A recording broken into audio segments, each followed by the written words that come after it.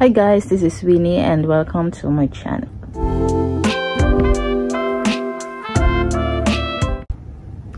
Hi guys, this is Winnie and welcome to my channel. So ayan guys, kung napapansin nyo, dati po yung face ko madaming pimples pero ngayon nawala siya. Pero itong mga pekas na to, medyo naglight pero dati sobrang itim niya. At saka yung dito, hindi na natuloy yung pag-dark ng pekas. So as you can see guys, kagigising ko lang.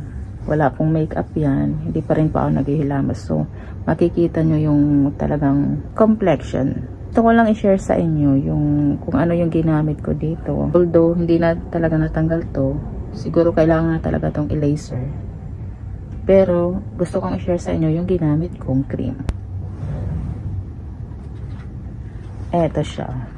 Ito yung sikreto. Tsaka yung isa pang gamit ko, yung kulay pink naman.